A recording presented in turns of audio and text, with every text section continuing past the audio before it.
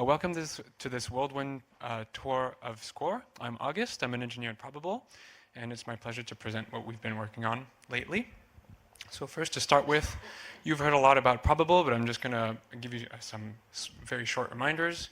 I like to say that Probable is the scikit-learn company. Don't quote me on this, but we still have a lot of the core maintainers of scikit-learn, and it's always nice to know that you're a part of that community. We are creators of Skore, and beyond that, this is like data science tooling, but we also provide expertise on scikit-learn and data science in general, and also certification services like exams. My colleague Arturo is here, who contributed to that. But enough about Probable. Let's talk about Skore. Skore is directed towards two persona, shall we say, data scientists and lead data scientists. So I'd like to quickly go over some of the main problems that we've heard of from our user interviews to motivate why we're doing what we're doing. And to start with, one major problem is to share your work. So Gael mentioned that a lot of work happens through Microsoft products. The one I've been exposed to mostly is PowerPoint. Data scientists tend to do their work on their workstation on their own, and then when it's time to give presentations, they'll take a bunch of screenshots and then copy-paste lots of things into a PowerPoint presentation. This is menial work. It takes a lot of time, and it's also not particularly well adapted to their job as a data scientist. And on the lead data scientist side, there is a desire to stay up to date on projects without necessarily having to sit through constant meetings. The idea, one thing that you might imagine that could be nice would be some kind of platform where data scientists, as they work, drop new artifacts as they come on a centralized platform, and then their lead data scientist can, when they have time, go on that platform and read what's been happening lately. Another pain point that we'd like to organize, to work on is to organize work. So you might know that data scientists tend to work in a very dynamic environment, which is Jupyter notebooks. And the issue with these notebooks, well, the good thing is that they're very flexible. They allow you to iterate very quickly. But the downside that comes with it is that it's easy to get lost. For example, one pain point that we've heard is people training models on data and then forgetting which data was used to train which model, which is very bad for traceability, and just in general, you don't want to lose hours of training to these kinds of organizational issues. And then on the lead data scientist side, there's a want to bridge the gap between the business world and the data science world. Data scientists work with mathematics, statistical tools, whereas in business we tend to work with different kinds of metrics, and it's important to have this translation layer between the two. So we'd like to kind of address that pain point as well. And finally, so I'd like to talk about streamlining and good practices. Data science is still fairly young field. It's quite varied, and there's not that many standards. There's a lot of conventions and good practices that circulate in the community. And we'd like to address this by having a tool that can centralize all of this shared knowledge, and so to have both your data scientists be warned when they're manipulating data that has undesirable properties, or maybe your lead data scientist wants a particular piece of important domain knowledge to be spread to their team, and they want to be able to share that once and for all. And then there's a final dimension of reducing boilerplate in code, because as you might know, less code means fewer bugs, and fewer bugs is always nice. All right. So that's for the problems. Now I'm going to be demoing Skore. Skore is a two-faceted product. There's a open source library, which we call SkoreLib, and then there's a closed source platform called SkoreHub. At the moment, we're actually experiencing technical difficulties with SkoreHub, so I'm going to focus mostly on SkoreLib, and I hope you can forgive me for that. I didn't pray the demo gods hard enough, I guess. Let's see if this works.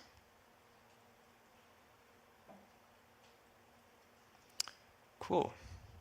I think I might make this even bigger.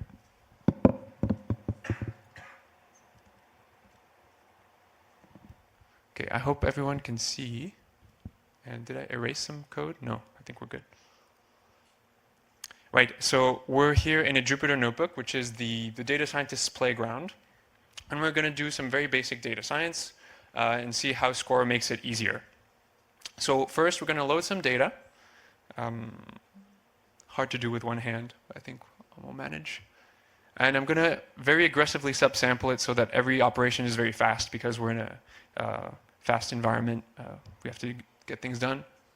Let's take a look at what the data are. Oh, this is, all right. So it's a big table of data which represents people in the United States. And then the game we're trying to play here is we're going to try to predict whether they're above or below a certain salary threshold. So this is kind of a common toy data set used in tabular data. First thing we're going to do is use scikit-learn to encode it in a way that makes it digestible for our models down the line. And now I can show you the first feature of Skore, which is train test split. So train test split is a classic operation in data science that scikit-learn does very well. And we wanted to take the opportunity to enhance it by adding a few diagnostics on your data. This is circling back on this idea of good practices, centralizing and sharing those good practices. So here, for example, well, we have a toy data set, so there's going to be lots of warnings. But this first one tells us that there's a class that has too few examples, fewer than 100 examples. And this is bad because then it makes testing unreliable. So thanks, Skore, for the warning. As with many warnings, not all of them are super relevant, so I'm going to skip on the next ones and go onwards. And build a baseline model to predict, to play our game. This model comes from Scrub, which you've seen right before. And then we have a nice visualization that comes from scikit-learn. So we're really building on all of this ecosystem of scikit-learn, well, this whole scikit-learn galaxy, as I like to call it. But now we're again looking at a feature of Skore, which is the estimator report. So what this is going to do is centralize, well, put together our baseline model and our data, our training and our test data. Why is this important? Typically, these two objects, the model and the data, are kept separate, which means that it's easy for them to get decorrelated and to get lost. And what we're doing here is we're keeping them together to make sure that we never forget which data was used to train and test which model. So the estimator report addresses this pain point. But it also does lots of other stuff. Since we have access to the model and the data in a centralized place, we can easily go in and query whatever data science metric we want. This is typically kind of difficult work that requires many lines of code, typically from scikit-learn. Scikit-learn implements all of these primitives. I like to consider them a bit like plumbing, like all of these pipes, and we're trying to put them all together. And the result is that with just one line of code, you can get all of these metrics from your model.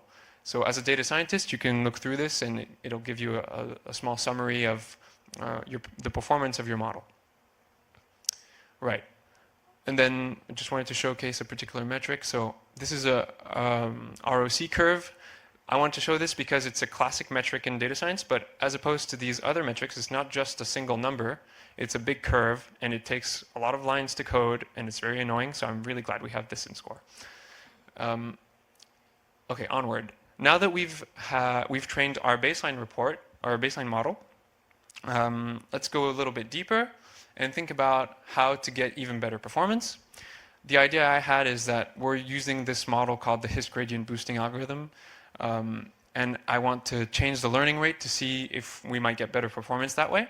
So I'm going to train 3 different models with 3 different learning rates and see what happens. So now that I have my 3 models, I want to compare their performance, and Skore provides a little utility for that, which is the comparison report. And it works very, very similar to the estimator report. It doesn't require you to learn this whole new dimension of concepts. It's really just taking estimator reports and sticking them together. So it has a helpful help menu with all these methods that are familiar from the estimator report. And you can ask for a summary, just like we did for the estimator report. All this does is compute all the metrics for each model and put them side by side so that you can quickly see, you can quickly compare the performance of your different models. So for example, I can see that This model took a little while to train with respect to this one, but the performance tends to be much better.